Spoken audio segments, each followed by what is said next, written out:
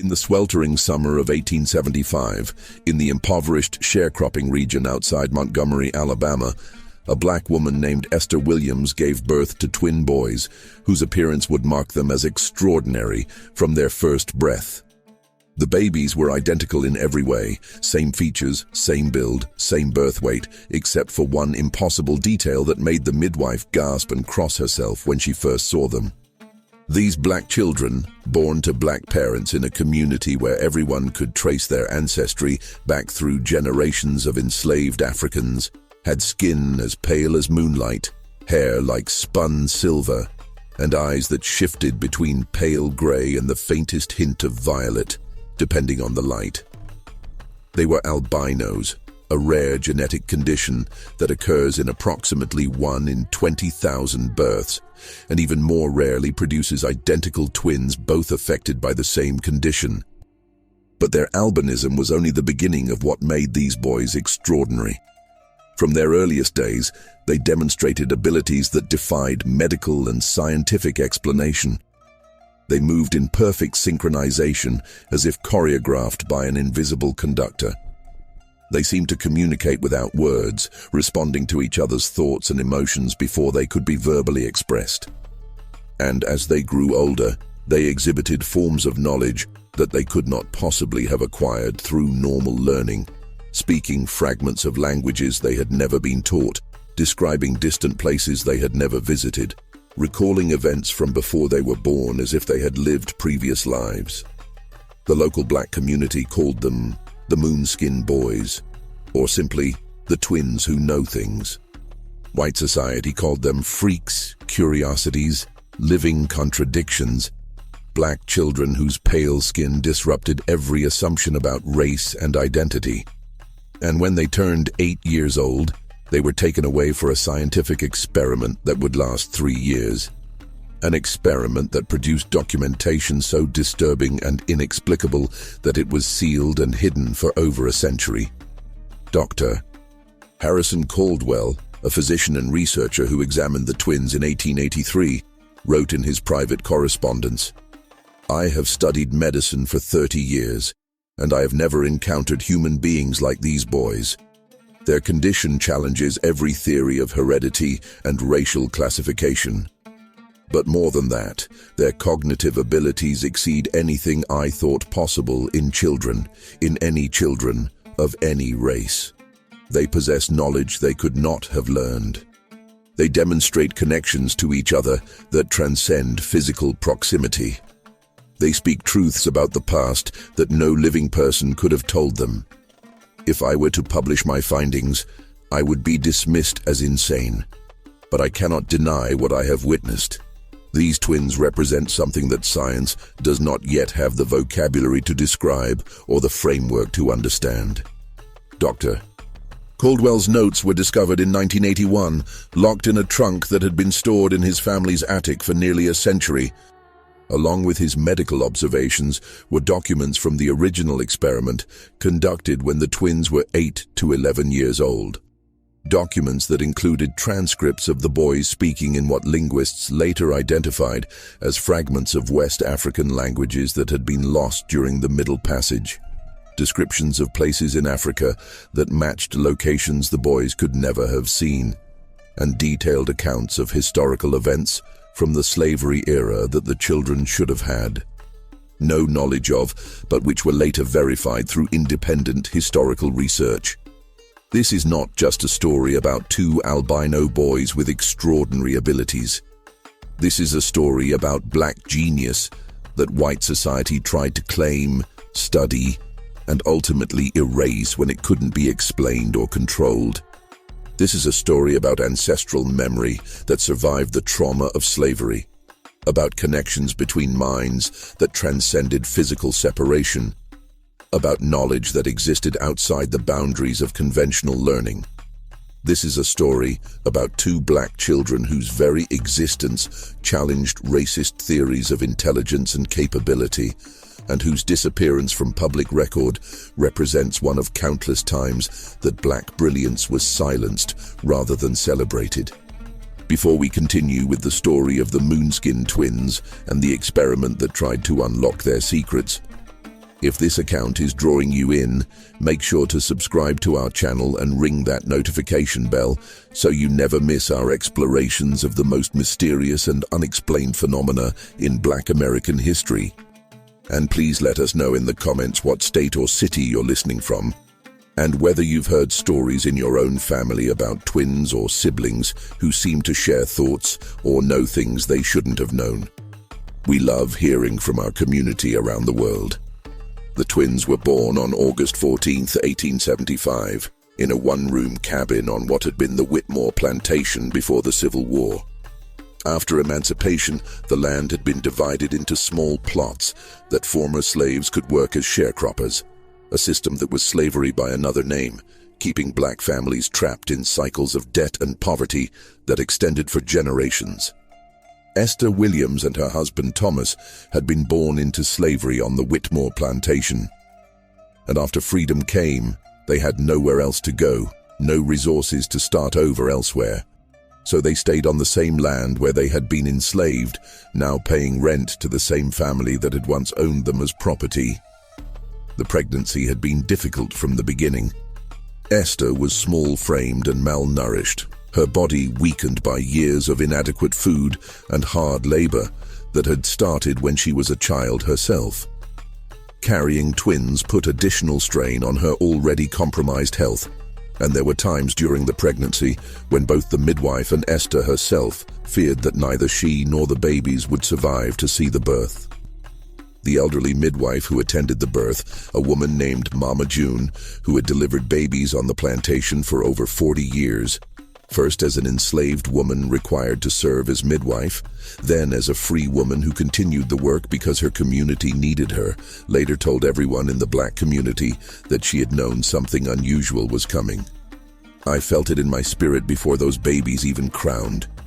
Mama June testified in an interview recorded in 1921 when she was nearly 90 years old and one of the last living people who remembered the twins' birth.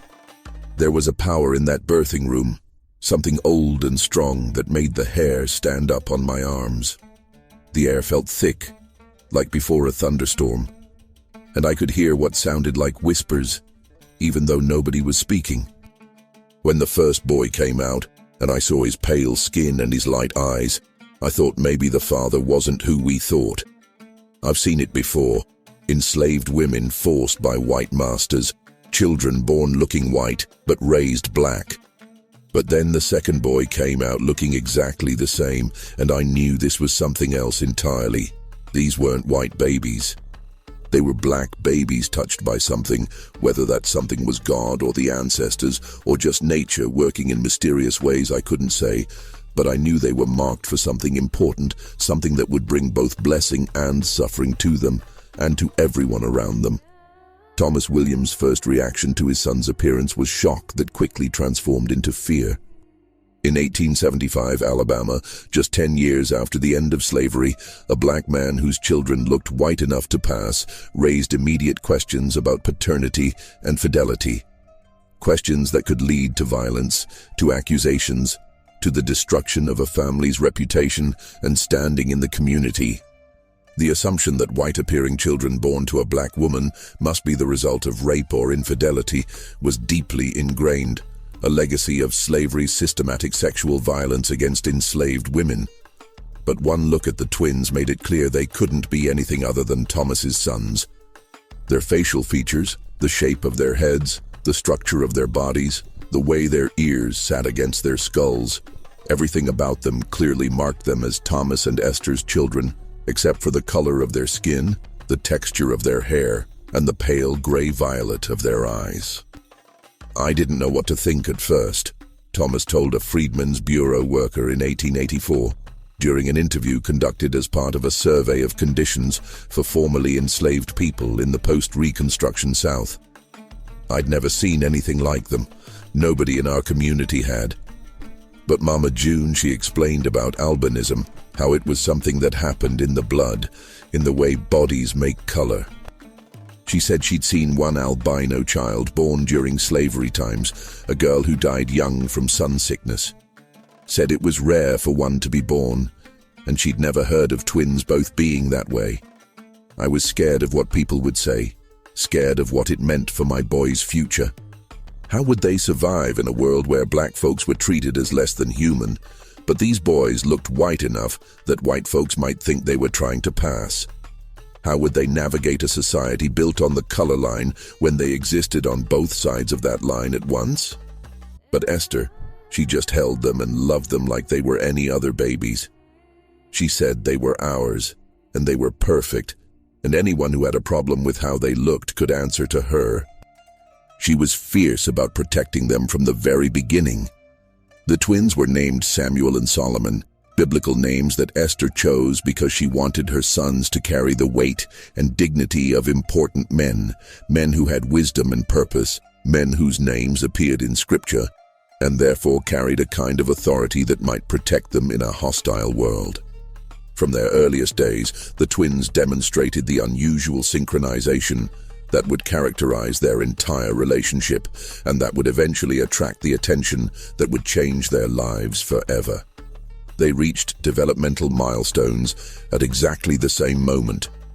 First smiles occurring on the same day at nearly the same hour, first attempts to roll over happening simultaneously, first sounds that approximated words emerging from both mouths at once.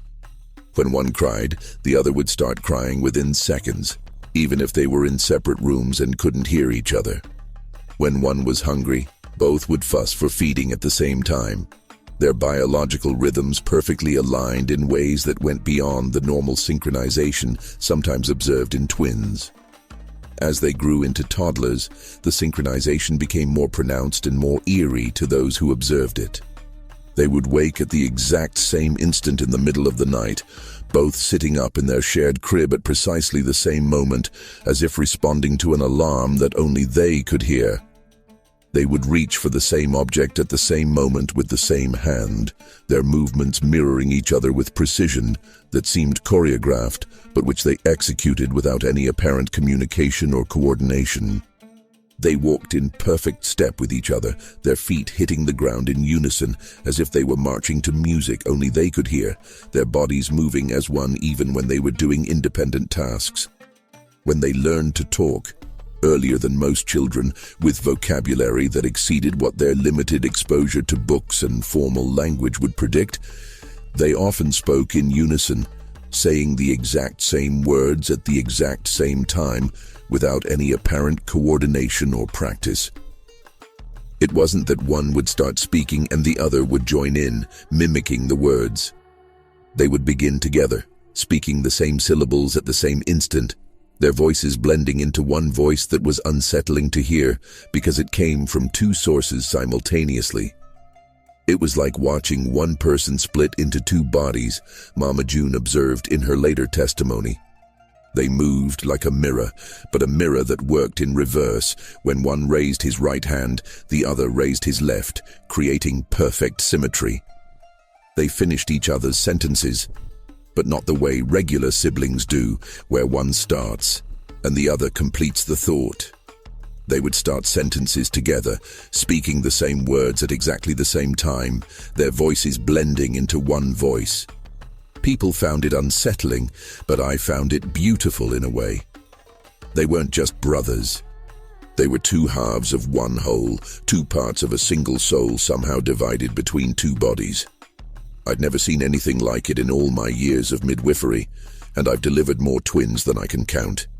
But Samuel and Solomon, they were different. They were connected in ways that went beyond blood and beyond flesh. The black community in the sharecropping region had mixed reactions to the twins as they grew from infants into young children. Some saw them as blessed, as special children marked by God or the ancestors for important purposes. These community members treated Samuel and Solomon with reverence, believing that their unusual appearance and their extraordinary connection to each other indicated divine favor or ancestral protection.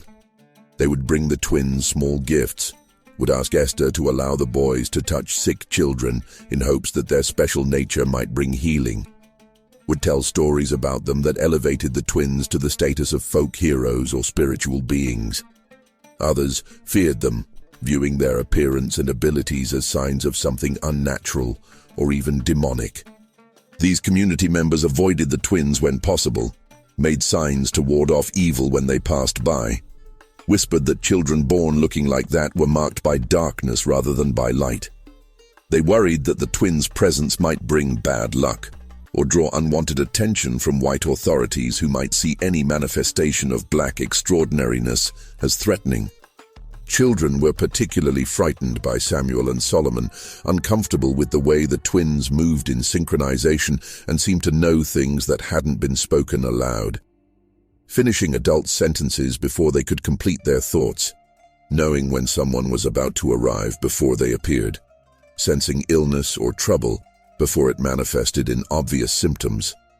But it was the white community's reaction that would ultimately determine the twins' fate. When Samuel and Solomon were around 4 years old, they were seen in Montgomery during one of the rare trips that Thomas and Esther made to town for supplies. Trips that required saving for months, and that were always fraught with danger for black families who had to navigate a city where racial violence and discrimination were constant threats. A white doctor named Dr. Marcus Brennan noticed the boys and was immediately fascinated by their appearance.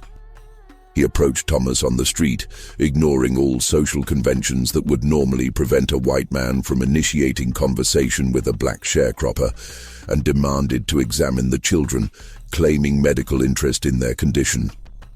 Thomas refused, instinctively protective of his sons and wary of white doctors who had a long history of viewing black bodies as subjects for study and experimentation, rather than as human beings deserving of care and dignity.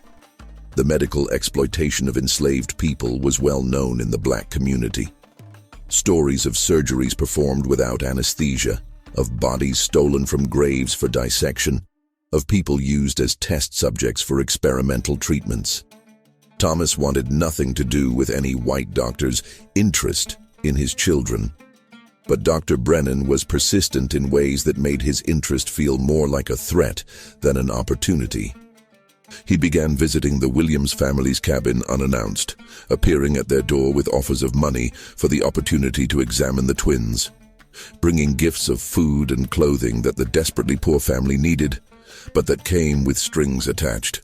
The expectation that in exchange for material support, Thomas and Esther would allow access to their sons. The pressure mounted over months. Dr. Brennan made it clear that he could make life difficult for the Williams family if they continued to refuse his requests. He had connections to the landowners who controlled the sharecropping arrangements.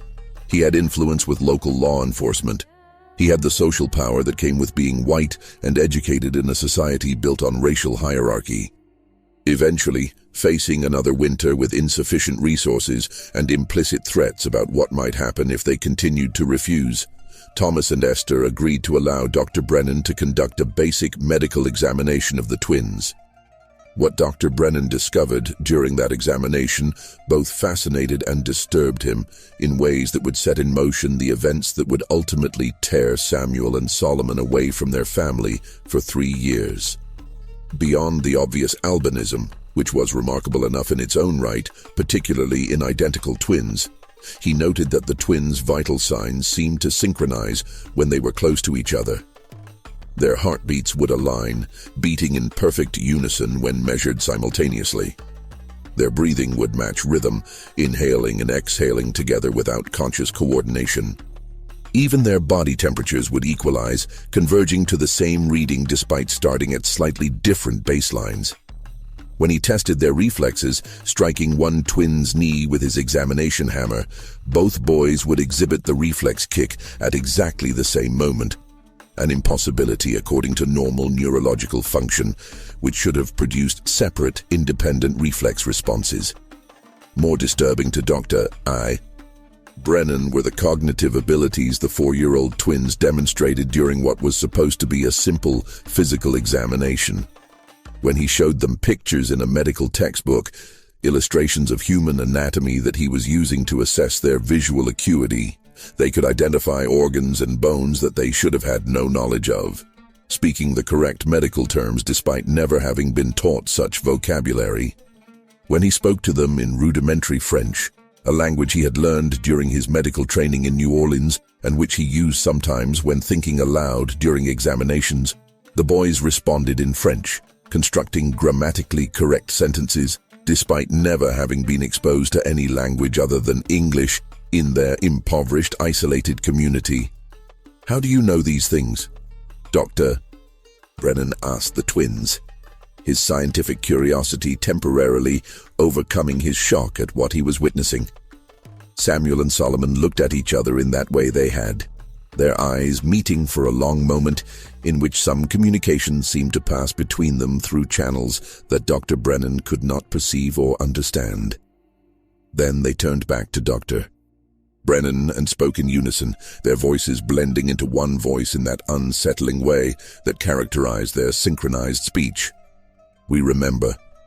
We've always remembered. The knowledge is inside us, waiting to be spoken. We don't learn things the way other people learn. We recognize them when we see them again, like meeting old friends after a long absence. The words are already in our heads. The pictures make sense because we've seen them before, even though we know we haven't seen them before in this life." The phrase, "in this life," caught Dr. Brennan's attention particularly. It suggested that the 4-year-old twins conceived of themselves as having existed before their current incarnation, that they believed or experienced themselves as possessing memories or knowledge from previous existences. This was not something Dr. Brennan had ever encountered in his medical practice, and it raised questions that went far beyond the physical curiosities of albinism or even the neurological puzzle of their synchronized vital signs. Dr. Brennan left the Williams cabin that day with his mind racing with possibilities and questions that he knew he couldn't fully explore in the isolated conditions of rural Alabama. He had stumbled onto something extraordinary. 2 black children with abilities that challenged every assumption about racial intelligence, cognitive development, and the nature of human consciousness itself. In an era when pseudoscientific racism claimed that black people were intellectually inferior to whites, that their brains were smaller and less developed, that they were incapable of complex reasoning or abstract thought, these twins represented living proof that intelligence and extraordinary ability could manifest regardless of race. But acknowledging that proof publicly, allowing it to be known and studied and discussed in mainstream scientific circles, would undermine the entire ideological structure that justified racial hierarchy, discrimination, and the brutal suppression of black advancement in the post-Reconstruction South. Dr. Brennan's solution was to document the twins privately while telling no one outside a small circle of trusted colleagues about the true extent of their abilities. Over the next 4 years, from 1879 to 1883, he visited the Williams family regularly, conducting informal tests and observations of Samuel and Solomon as they developed from young children into school-age boys. He recorded that the boys learned to read with remarkable speed, teaching themselves from whatever books and newspapers they could access, mostly discarded materials that Thomas would bring home from town. Pages torn from books, old newspapers used as wrapping, anything with words on it. Within months of being exposed to written language, the twins were reading at levels that would have been appropriate for children several years older, and they retained everything they read with perfect recall. He noted that they could perform complex mathematical calculations in their heads, solving problems that would challenge educated adults. When given a multiplication problem like 37 times 43, they would produce the correct answer, 1,591, almost instantly, without using paper or any visible method of calculation. When asked how they solved such problems, they couldn't explain their process.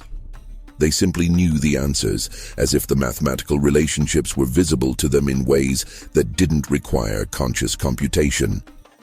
He observed that they seemed to have access to knowledge from sources he couldn't identify, knowledge about history, geography, languages, sciences that they had no conventional means of acquiring in their isolated, impoverished circumstances.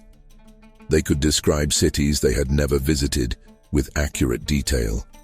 The layout of streets, the architecture of buildings, the landmarks that defined those urban spaces. They could speak fragments of languages beyond French, Spanish, German, even what Dr. Brennan suspected might be Latin or Greek, though his own knowledge of classical languages was too limited to verify this with certainty. Most mysteriously, Dr. Brennan documented instances where the twins demonstrated what appeared to be memories of events from before they were born. They would describe slave auctions in vivid detail, including specific prices paid for specific individuals and names of people sold. Details that later proved accurate when checked against historical records preserved in courthouses and plantation ledgers. They would recount stories from the Middle Passage, describing the holds of slave ships and the horrors of the Atlantic crossing in ways that suggested first-hand experience rather than second-hand knowledge passed down through family stories. They spoke of specific ships, the Henrietta Marie, the Wanderer, the Clotilda, naming vessels that had transported enslaved Africans across the Atlantic, some of which had operated decades before the twins were born. They would speak fragments of African languages that their parents didn't recognize, languages that linguists later identified as belonging to ethnic groups from West Africa, whose languages had largely disappeared after the trauma of slavery and forced assimilation. When Dr. Brennan brought a linguist colleague to meet the twins in 1882, a professor from a northern university who was studying African language retention in black communities. The twins spoke phrases that the linguist identified as likely Yoruba, Igbo, and possibly Fon or Ewe.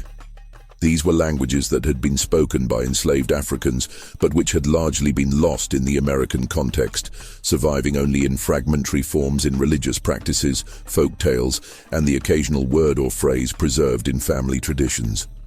These boys carry memories that don't belong to them, Dr. Brennan wrote in his private journal in 1879, struggling to make sense of observations that challenged everything he thought he understood about memory, identity, and the boundaries of individual consciousness. Or perhaps more accurately, they carry memories that belong to their people as a collective, rather than to them as individuals. It is as if the trauma and experiences of slavery were somehow encoded in their bloodline, passed down through generations, not through stories and oral tradition, but through some form of biological or spiritual inheritance that operates below the level of conscious awareness. They speak of slavery as if they lived it themselves, though they were born after emancipation. They describe Africa as if they had been there, though they've never left Alabama. Samuel claims to remember being sold away from his mother in Virginia in 1847, 28 years before he was born. Solomon says he recalls working in rice fields in South Carolina in the 1850s, describing the specific methods of rice cultivation used in the Lowcountry and naming plantations that actually existed. Neither of these memories can be their own in any conventional sense, yet they recount them with emotional intensity and specific detail that suggests genuine experience rather than imagination or fantasy. As the twins approached their 8th birthday in the summer of 1883, Dr. Brennan made a decision that would change their lives forever, and that would haunt him with guilt for the rest of his days. He contacted colleagues at the American Association for Medical Research, an organization based in Philadelphia that studied unusual medical cases and anomalous human abilities. The association had been founded in 1869 by physicians and scientists interested in documenting phenomena that didn't fit neatly into conventional medical understanding. Cases of exceptional memory, unusual sensory abilities, physical anomalies, and cognitive capacities that exceeded normal human ranges. Dr. Brennan described the twins in his correspondence with the association, carefully emphasizing their extraordinary cognitive abilities while downplaying the racial implications of his findings. He presented Samuel and Solomon as medical curiosities worthy of systematic study rather than as black children whose abilities challenged racist ideology. The response was immediate and enthusiastic. the association wanted to conduct a comprehensive study of the twins, a systematic examination that would document their abilities under controlled conditions and with proper scientific rigor. They offered to fund the twins' transportation to Philadelphia, to provide them with room and board during the study period, and to compensate the Williams family for their participation in what was described as a 3-month research project. Dr. Brennan presented this opportunity to Thomas and Esther Williams as a chance for their sons to receive education and opportunities they would never access in rural Alabama, where schools for black children were severely underfunded when they existed at all, where poverty and discrimination limited every possibility for advancement. The association would pay the family $100 more money than they could earn in 2 years of sharecropping for allowing the twins to participate in the study. The boys would be well cared for, would receive medical attention if needed, would be exposed to books and learning that could change their futures. For a sharecropping family barely surviving in the oppressive economy of Reconstruction-era Alabama, the offer seemed like a lifeline, a way to give their extraordinary sons chances they could never provide themselves. What Dr. Brennan didn't tell Thomas and Esther, and perhaps what he didn't fully understand himself until the study was well underway, was the full nature of the research the association planned to conduct. The twins wouldn't simply be observed and tested in gentle, age-appropriate ways. They would be the subjects of intensive experimentation designed to determine the source and mechanism of their abilities through methods that prioritized scientific knowledge over the well-being of the children being studied. They would be separated for extended periods to test whether their synchronization could be maintained across distance and isolation. They would be subjected to psychological stress to observe how their connection responded under pressure. They would be examined, measured, tested, and studied as specimens rather than as children deserving of protection and care. On September 1, 1883, 8-year-old Samuel and Solomon Williams left Alabama with Dr. Brennan, traveling by train to Philadelphia for what their parents believed would be a 3-month educational opportunity that would benefit their sons. They would not return home for 3 years. And when they finally did come back to Alabama in October of 1886, they would be fundamentally changed, traumatized by their experiences, their perfect synchronization damaged, their extraordinary abilities fragmented by the very experiments that sought to understand and document them. The Moonskin Boys who left Alabama curious and connected would return broken in ways that no amount of love or time could fully heal. The American Association for Medical Research facility in Philadelphia was housed in a large, austere building near the University of Pennsylvania, designed to accommodate both offices and laboratories for researchers and residential quarters for research subjects who needed to live on site during extended studies. Samuel and Solomon were given a shared room on the 3rd floor, a space that was comfortable by the standards of the time, with 2 beds, a small desk, adequate heating, and windows that provided natural light. But it was also clearly institutional rather than home-like, and from the very first day, it was clear that the twins were not guests or students. They were subjects, specimens to be studied and controlled. There were locks on the outside of the door that could confine them when necessary. The windows were fitted with bars that prevented them from being opened more than a few inches. Guards patrolled the hallways to ensure that research subjects didn't leave their designated areas without permission. The lead researcher assigned to the twins' case was Dr. Harrison Caldwell, a physician in his 50s who had spent his career studying unusual neurological conditions and cognitive anomalies. Dr. Caldwell was fascinated by reports of twins with seemingly telepathic connections, cases where siblings could sense each other's pain or emotions across distances, where one twin would know immediately when the other was in danger or distress. But he had never encountered anything like Samuel and Solomon, whose connection appeared to go far beyond emotion and sensation into shared cognition, shared memory, and shared knowledge that seemed to transcend the normal boundaries of individual consciousness. Dr. Caldwell began his study with basic observations and tests designed to verify and expand on the findings that Dr. Brennan had documented in Alabama.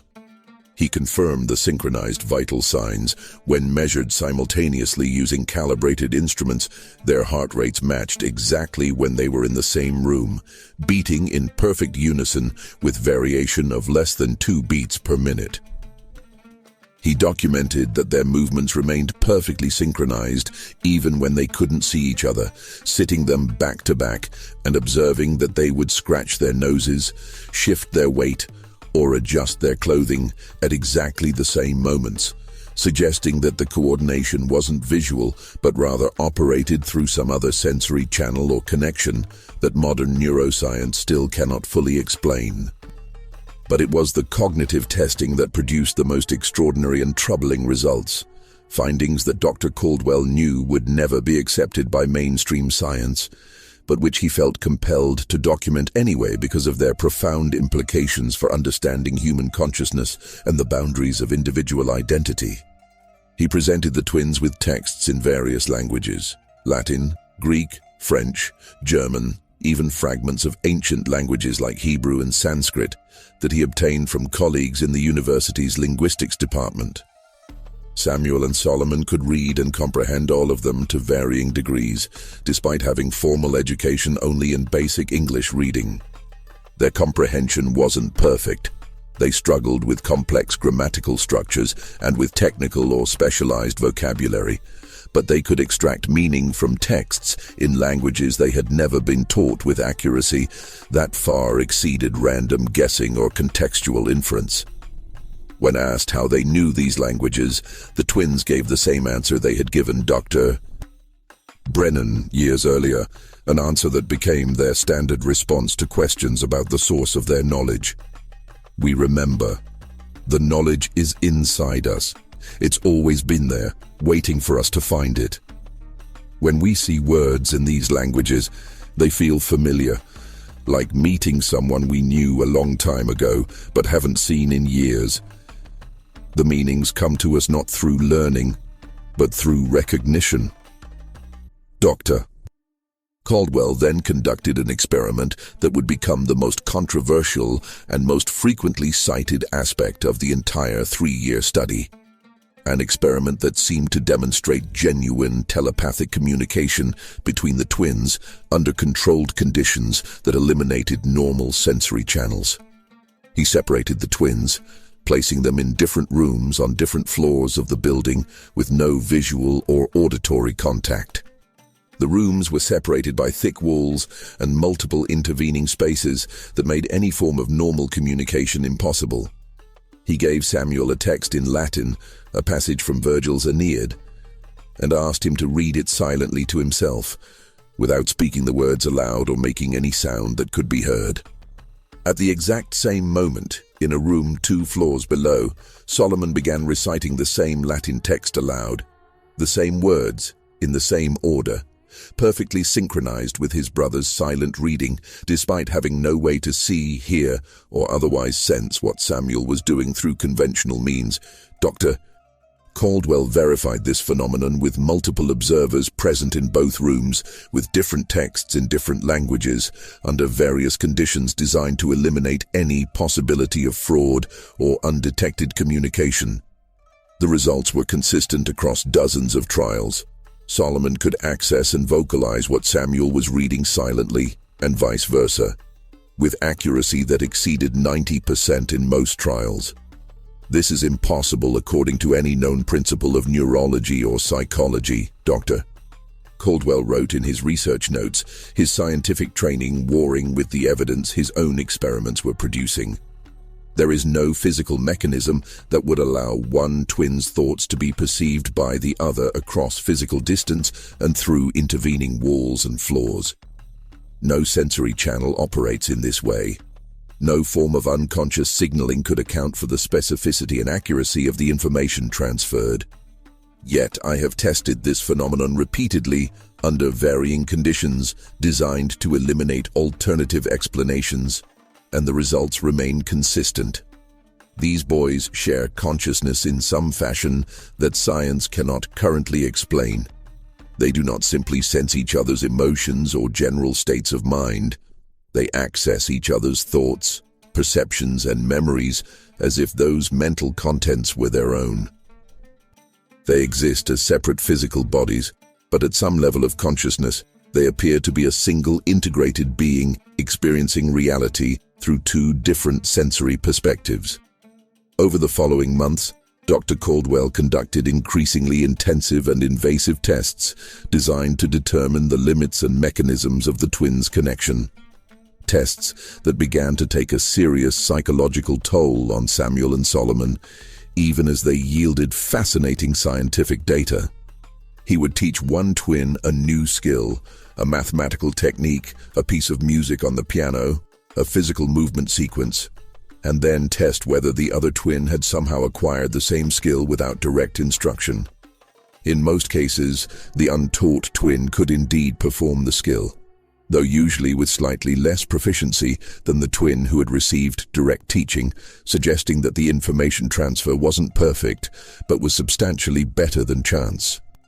He tested whether the twins could communicate specific information across distance beyond simple thought reading.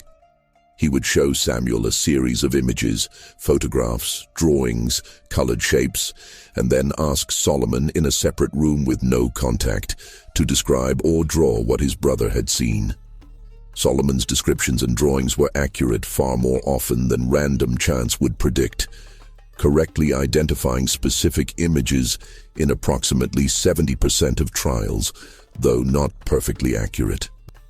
This suggested that the connection allowed for information transfer, but not with complete fidelity, as if the signal degraded somewhat in transmission or was subject to interpretation and interference. Most disturbingly, Dr. Caldwell began testing the twins' claims about ancestral memories and knowledge of historical events from before their birth, hoping to determine whether these claims were genuine or were based on stories and information they had acquired through normal channels but were misattributing to direct memory. He worked with historians from the university to identify specific verifiable details about slave auctions, plantation conditions, and individual enslaved people's experiences from the decades before the Civil War. Details that were documented in historical records, but that would not have been part of common knowledge or oral tradition. Then, he would ask Samuel and Solomon about these events without providing any contextual information that would allow them to infer or guess the correct answers. He would show them photographs of plantations and ask if they recognized the locations. He would name individuals who had been enslaved and ask if the twins could provide any information about those people's lives. He would describe historical events without providing dates or locations and ask the twins to fill in the missing details. The twins described information that matched historical records with unsettling accuracy, naming slave traders who had operated in specific regions, describing prices paid for people at particular auctions, identifying plantations from photographs, and providing details about the living conditions and work routines that matched documentary evidence. They described people who had been sold, families that had been separated, acts of resistance and rebellion that had been suppressed or hidden from official records, but which had been preserved in other forms of documentation that the twins couldn't possibly have accessed. I am forced to consider possibilities that would have seemed absurd to me before beginning this study, Dr. Caldwell wrote in his journal in early 1884, 6 months into the research project. These boys appear to carry memories that belong not to them as individuals, but to their people as a collective inheritance. It is as if the trauma and experiences of slavery were somehow encoded in their bloodline, passed down through generations, not through stories and oral tradition, but through some form of biological or spiritual inheritance that operates below the level of conscious awareness. They speak of events their ancestors lived through as if they themselves experienced those events directly. They describe people and places from the past with detail and emotional intensity that suggests first-hand memory rather than second-hand knowledge. This suggests that memory and identity may operate in ways that transcend individual consciousness and individual lifespans. That perhaps the experiences of those who came before us are not simply lost with their deaths, but are somehow preserved and transmitted in ways that biology and psychology do not yet understand. 9. As the months of intensive testing continued, the psychological toll on Samuel and Solomon became increasingly apparent to everyone involved in the study. Though not everyone involved cared about that toll as much as they cared about the scientific data being generated. The boys who had arrived in Philadelphia, curious, resilient, and eager to please, were becoming withdrawn, anxious, and traumatized by the conditions they were being subjected to. They were separated from each other for increasingly long periods. Hours at first, then days, then weeks, as researchers tried to determine whether their connection could be maintained across extended temporal separation and whether being apart would cause their synchronization to degrade or disappear entirely. During these separations, both twins showed signs of severe psychological distress that went beyond normal childhood separation anxiety.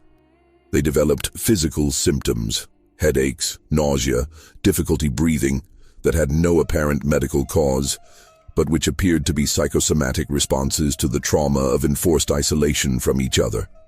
They stopped eating adequately, lost weight, developed sleep disturbances characterized by nightmares and night terrors. Samuel began having episodes where he would rock back and forth for hours, unresponsive to attempts to engage him in conversation or activity. Solomon developed a stutter that only appeared when he was separated from his brother, but which disappeared immediately when they were reunited.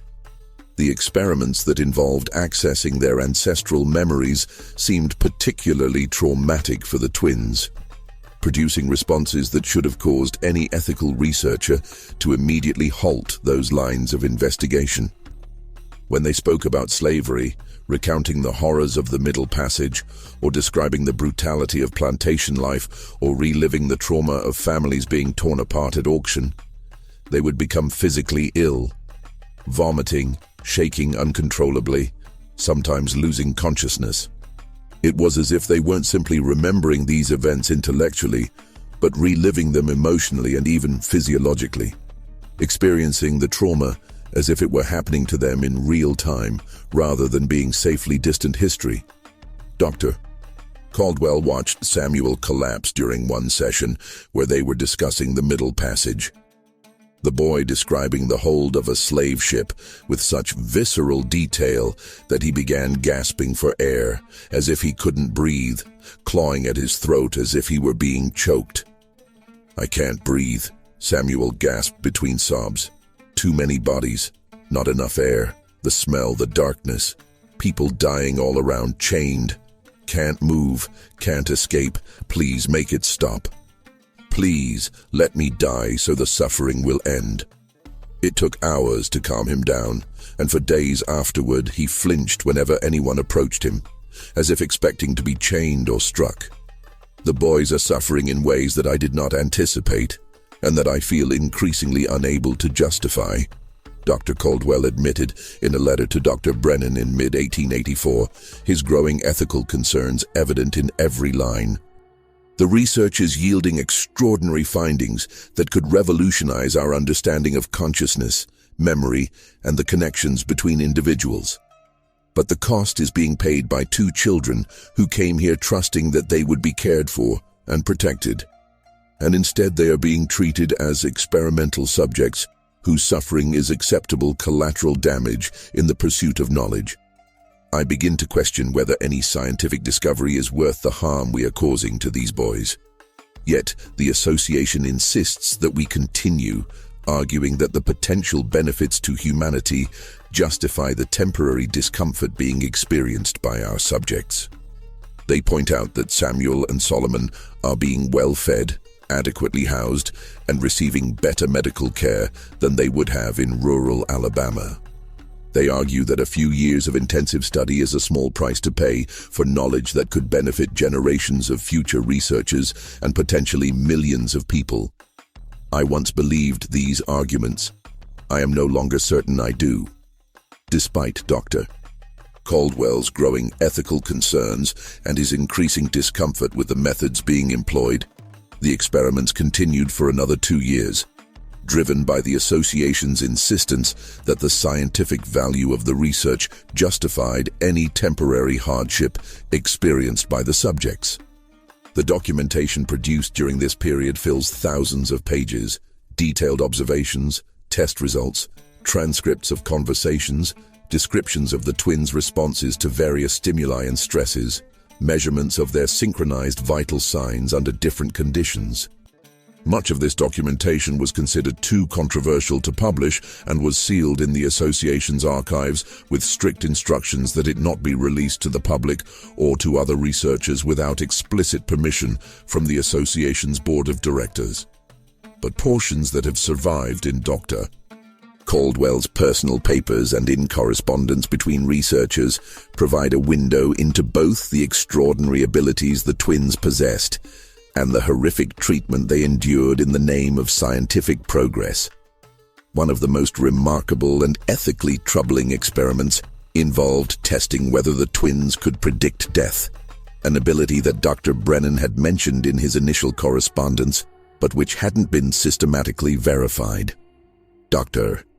Caldwell had noticed that Samuel and Solomon seemed to become agitated and distressed around certain patients in the research facility's medical wing.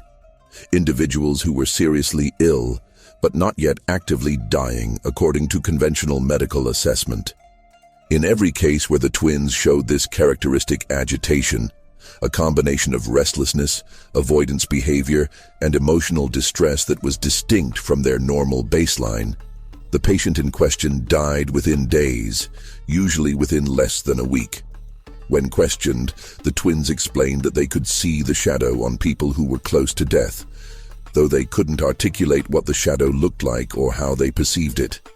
They described it as a darkness or a heaviness that surrounded dying people, something they could sense but not see with their physical eyes, a marker that indicated death was approaching whether or not that approach was obvious to medical examination.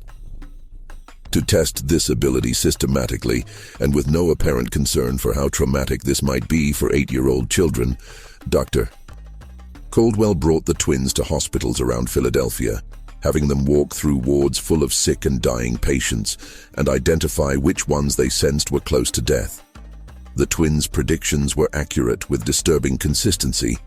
Over 80% of the patients they identified as carrying the death shadow died within a week, while patients they didn't identify as marked generally survived much longer. This suggested that Samuel and Solomon possessed some form of perception that allowed them to detect biological processes associated with dying, processes that medical examination of the time couldn't identify with anywhere near that level of accuracy. If this ability could be understood and somehow taught to physicians, it would transform medical practice and could save countless lives by allowing earlier intervention for patients who are declining in ways not yet visible to conventional examination. Dr. Caldwell wrote, his scientific enthusiasm temporarily overriding his ethical concerns. But the boys cannot explain how they perceive approaching death. They simply know, the same way they know so many things they shouldn't know. When I press them for details about the mechanism, they become frustrated and upset, insisting that they don't understand it themselves. Samuel describes it as feeling the person getting lighter, like they're starting to float away from their body.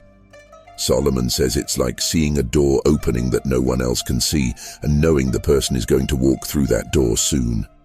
These descriptions suggest perception operating outside normal sensory channels, accessing information through means that current neuroscience cannot explain or measure. The ethical violation involved in repeatedly exposing traumatized children to death and dying, in forcing them to use an ability that clearly distressed them for the purpose of generating research data, seems to have occurred to no one involved in the study except Dr. Caldwell himself, and even his objections were muted and easily overruled by colleagues who prioritized scientific discovery over the welfare of their research subjects. By 1886, after 3 years of intensive and increasingly invasive study, the research was finally concluded. Not because all questions had been answered, or because the researchers felt they had learned everything they could from Samuel and Solomon, but because the twins were breaking down completely under the strain of what had been done to them. Both boys had become seriously ill, suffering from what doctors of the era diagnosed as nervous exhaustion, and what we would now recognize as severe trauma responses, combining PTSD, depression, and anxiety disorders that left them unable to function in even basic ways. They had developed a terror of separation that manifested in panic attacks, violent outbursts, and self-harm when researchers tried to place them in different rooms.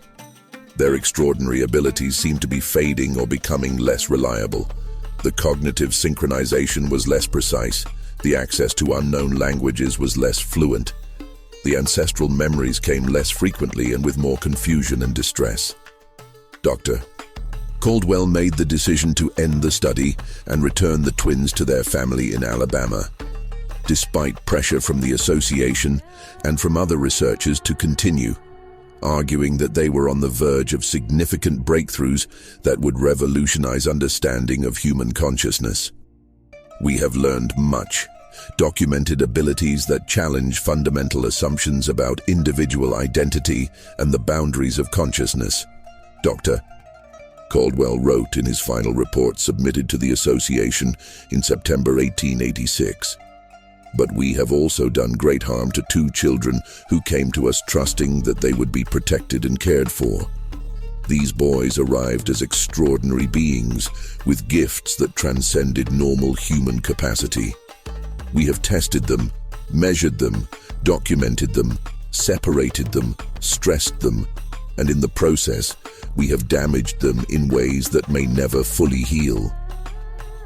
They go home changed, their bond weakened by enforced separations, their abilities diminished by trauma, their spirits broken by treatment that prioritized knowledge acquisition over basic human decency and the ethical obligation to protect vulnerable research subjects, especially children. If this is the cost of scientific progress, if we must destroy extraordinary children in order to understand their extraordinariness, then I want no further part in this enterprise. I am ashamed of what we have done, and I will carry that shame for the rest of my life. Samuel and Solomon returned to Alabama in October 1886, brought home by Dr. Caldwell himself, who felt obligated to explain directly to Thomas and Esther what had been done to their sons during the 3 years they had been away. The reunion was painful in ways that transcended simple joy at being together again. The twins who came back were not the curious, connected children who had left 3 years earlier. They were quieter, more withdrawn, clearly traumatized by experiences they couldn't or wouldn't fully describe to their parents. The perfect synchronization that had once characterized their every movement was disrupted. They still moved in coordination sometimes, their old patterns reasserting themselves in moments of calm, but with hesitations and imperfections that hadn't been there before, as if the connection had been damaged but not completely severed.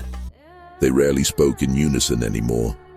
That eerie blending of voices replaced by more typical sibling interaction where they took turns speaking, each boy now seeming more separate, more individual, as if the research had driven a wedge between them that allowed them to exist as distinct people rather than as 2 halves of one consciousness. "They broke my boys," Esther Williams told a journalist from a black newspaper years later, one of the few people outside the immediate family who she trusted enough to speak with about what had happened.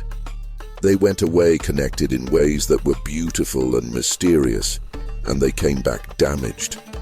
They still had their gifts. They still knew things they shouldn't know, still could sense each other's thoughts and feelings across distance. But it was like taking something beautiful and whole and perfect and smashing it against the ground and then trying to piece it back together from the broken fragments. The pieces don't fit right anymore. There are cracks and gaps where there used to be seamless connection. My boys survived what was done to them, but they were never the same. And the worst part, The part that makes me angry even years later is that nobody outside our community even knows what happened. Nobody talks about it. Nobody acknowledges it. Those scientists took 3 years of my children's lives, studied them like animals in a laboratory, broke the connection that made them who they were, and then sent them home damaged with no apology, no accountability, no recognition that what they did was wrong. They got their knowledge, their data, their research papers, and my sons got trauma that they'll carry for the rest of their lives. Thomas and Esther did their best to help Samuel and Solomon heal from their trauma, surrounding them with the love and stability and community support that had been absent during their years in Philadelphia. But resources were severely limited in rural Alabama in the 1880s, and there was no concept of psychological treatment for trauma at that time. No therapists or counselors who could help children process the systematic abuse they had endured. The twins returned to the rhythms of sharecropping life, working in the fields alongside their parents and younger siblings who'd been born while they were away, trying to rebuild some sense of normalcy and safety in their daily routines. But they remained forever marked by their experience, both by the extraordinary gifts they still possessed and by the deep psychological scars left by having those gifts exploited and studied without regard for their well-being. As Samuel and Solomon moved through adolescence into young adulthood, they maintained their connection to each other, though it never fully returned to the perfect unity of their early childhood before Philadelphia. They continued to demonstrate abilities that set them apart from others in their community. They could still sense each other's emotional states across distance, could still sometimes finish each other's thoughts or speak simultaneously, could still access forms of knowledge that they had no conventional means of possessing. But these abilities were now mixed with trauma responses that made them difficult to use. Nightmares about separation and confinement, anxiety attacks when apart from each other for extended periods, a deep mistrust of white authority figures and institutions, a reluctance to display their gifts publicly for fear of attracting the kind of attention that had destroyed their childhood. The black community that had once been unsettled by the twins' strangeness now embraced them as symbols of something profound and important. Proof that black people possessed capabilities that white society couldn't control or fully understand. Evidence that ancestral knowledge and spiritual connections persisted despite all attempts to erase them through slavery and systematic oppression. Elders in the community would come to Samuel and Solomon with questions about family members who had been sold away during slavery, hoping the twins could access memories or knowledge that would help them understand what had happened to their lost relatives, where they had been taken, whether they had survived and possibly left descendants who could be found and reconnected with. Sometimes the twins could provide information that brought comfort or closure, describing people and places they had no conventional way of knowing about, confirming deaths or survivals, identifying locations where family members might have ended up. Other times they could offer nothing but sympathy and shared pain, their gifts not extending to every question or every circumstance. People don't understand what it means to carry memories that aren't your own, Solomon told an interviewer from a black newspaper in 1904 when he was 29 years old and working as a teacher in a small school for black children. They think it's a gift, and maybe in some ways it is, but it's also a burden that weighs on you every day. I remember being sold away from my mother when I was a child, except it wasn't me.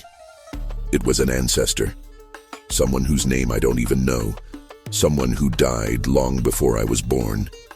I remember the sound of chains, the smell of the slave ship crossing the Atlantic, the feeling of being treated as property instead of as a human being with thoughts and feelings and rights. These aren't my personal memories, but I carry them anyway. Samuel carries them too. We both do. It's like living with ghosts inside your head, ghosts who want their stories to be known and remembered even though knowing and remembering causes us pain. And when they studied us in Philadelphia, when those doctors ran their experiments and their tests, they didn't care about the weight of what we carried.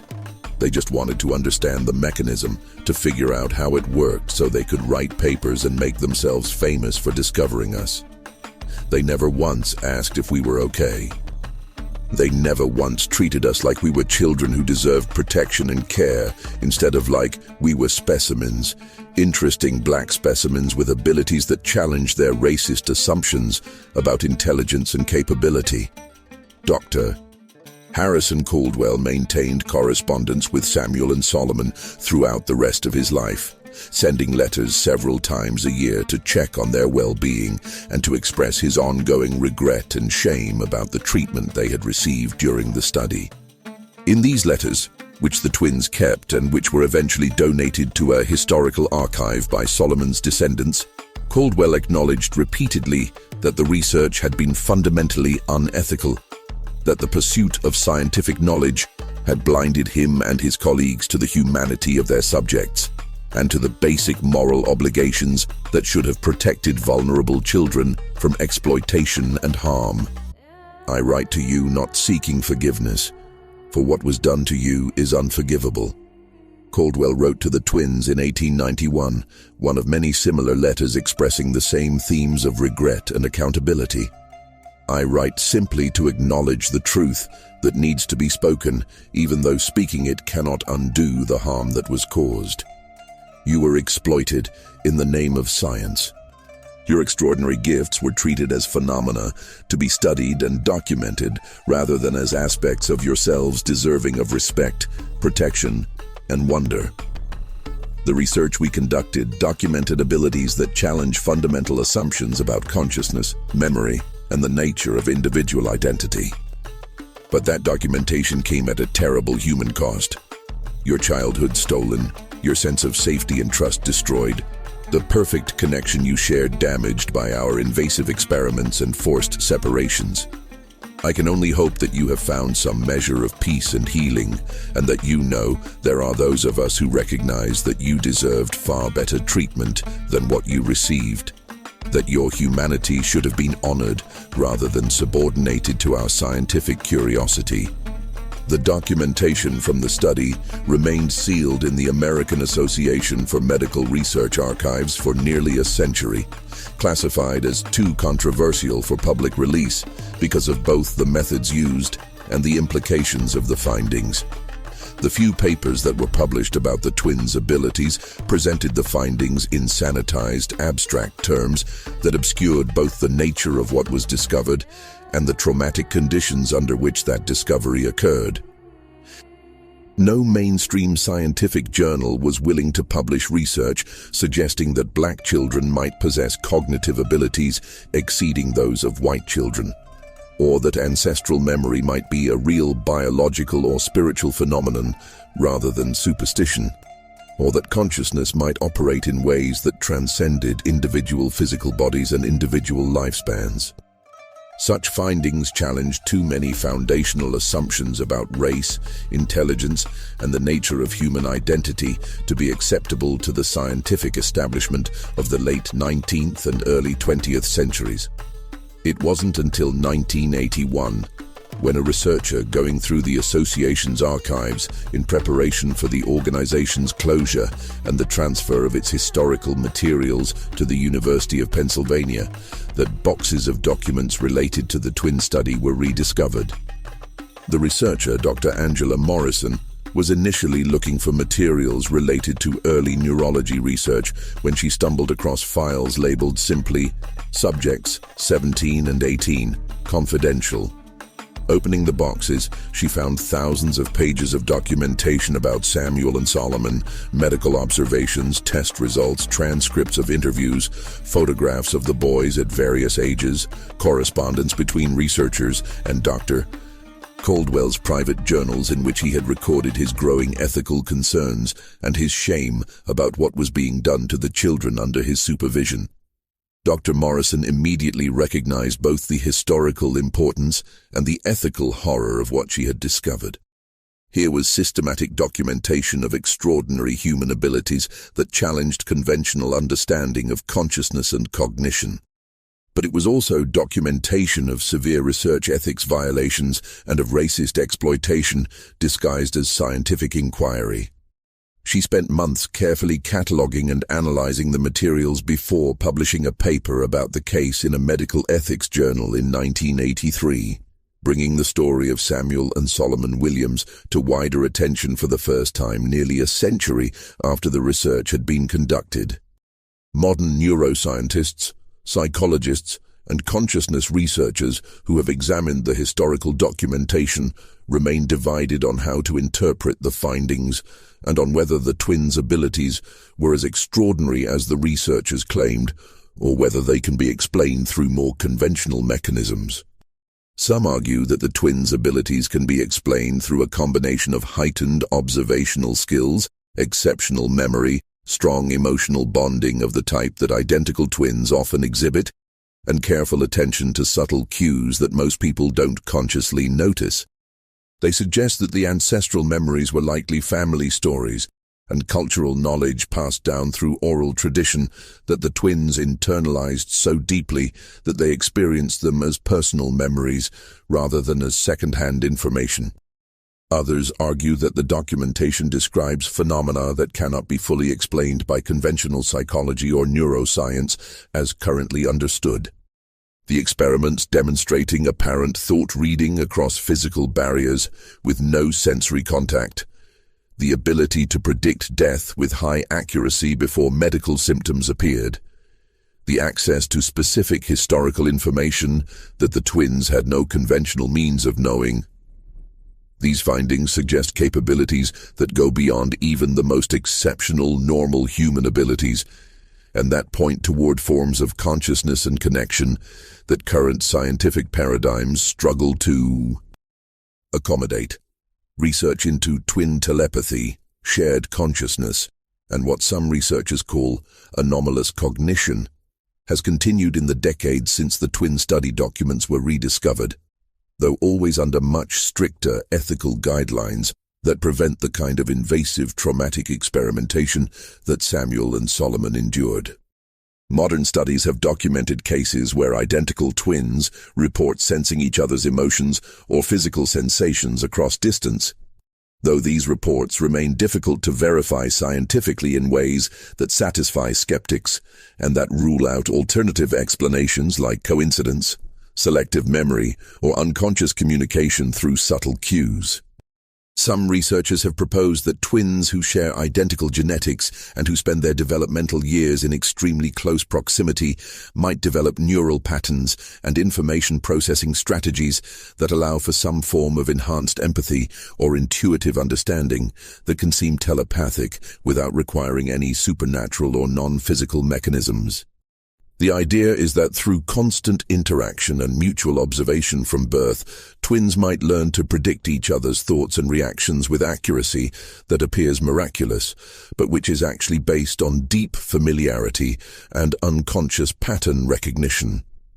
But this explanation struggles to account for some of the specific findings from the twin study, particularly the instances where separated twins seem to access specific information that the other was perceiving in real time, with no possibility of sensory contact or prior communication.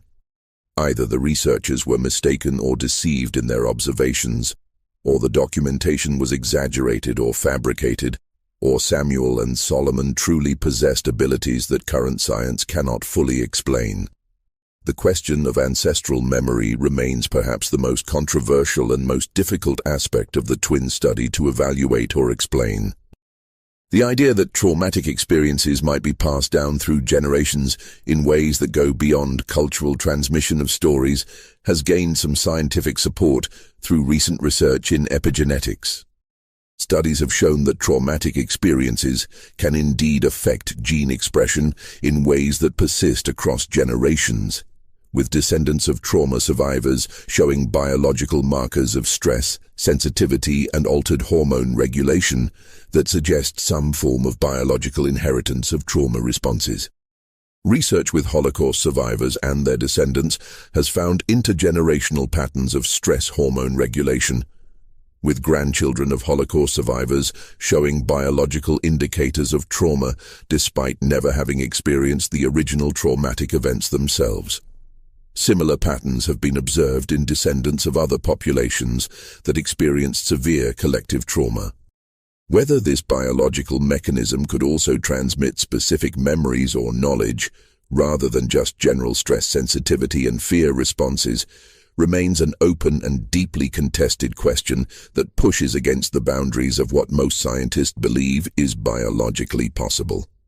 Samuel and Solomon Williams lived out their lives in Alabama, never leaving the state again after their return from Philadelphia, never seeking attention or recognition for their extraordinary abilities. They both married, both had children who inherited some, but not all of their unusual traits. Both worked as farmers and teachers in the black community, contributing to the slow, difficult work of building institutions and opportunities in the face of systematic oppression and discrimination. They maintained their extraordinary connection throughout their lives, though it remained forever changed by what had been done to them in Philadelphia. Family members and community members reported that even as elderly men, Samuel and Solomon would often speak in unison or complete each other's sentences, would know when the other was ill or in trouble despite being separated by distance, would share dreams and experiences in ways that suggested their consciousness remained partially merged even decades after the experiments that had tried to understand and document that merging. Solomon died in 1937 at the age of 62 from pneumonia that his weakened body couldn't fight off. Samuel died just 6 hours later in his own home several miles away from no identifiable medical cause. The doctor who examined him, a black physician who had heard the stories about the twins and who approached his examination with both clinical rigor and respectful awareness of their history, found no explanation for Samuel's death. His heart simply stopped, as if once his twin was gone, there was no reason for Samuel to continue living separately, as if the connection between them was so fundamental that surviving its breaking was not possible or perhaps not desired. They were buried side by side in the black cemetery outside Montgomery, their matching headstones bearing identical epitaphs written by their children. Two halves of one soul, divided at birth by nature's mystery, damaged by human cruelty, reunited in death by love's persistence. Their gifts challenged science, their suffering indicted it, their memory calls us to do better. The legacy of Samuel and Solomon Williams extends far beyond their personal story to represent broader patterns of exploitation and erasure that have characterized the treatment of extraordinary black people throughout American history. They represent countless black children whose remarkable abilities were studied, exploited, and hidden rather than celebrated and nurtured. They represent the ways that scientific racism attempted to claim and control black genius while simultaneously denying its existence and suppressing evidence that contradicted racist ideology. They represent ancestral knowledge and spiritual connections that survived the trauma of slavery and that persisted despite systematic attempts to erase black culture, identity, and memory. Their story matters because it reminds us that scientific progress has often come at the cost of exploiting vulnerable people, particularly black people and children, who had no power to refuse participation or to demand ethical treatment. It matters because it preserves evidence of abilities and connections that challenge our assumptions about the limits of human consciousness and the boundaries between individuals. It matters because it honors two black boys who possessed extraordinary gifts and who suffered tremendously when those gifts attracted attention from people who valued knowledge more than humanity. Most importantly, their story matters because it forces us to ask difficult questions about how many other brilliant black minds were studied, exploited, hidden, or destroyed throughout history. How many children with extraordinary abilities were experimented on in the name of science? How many families were separated so that researchers could study genetic conditions or unusual traits? How many forms of ancestral knowledge and spiritual capability were lost because they didn't fit into white scientific paradigms and were therefore dismissed as superstition or primitive beliefs? What do you think of this story? Do you believe Samuel and Solomon truly possessed the extraordinary abilities documented in the research? Or could there be alternative explanations that don't require accepting telepathy or ancestral memory as real phenomena? Have you heard stories in your own family about twins or siblings who seem to share unusual connections? Or about knowledge and abilities that seem to pass down through generations in ways that went beyond normal teaching and learning? Leave your comment below and let us know your thoughts about this profound and troubling chapter in Black American history.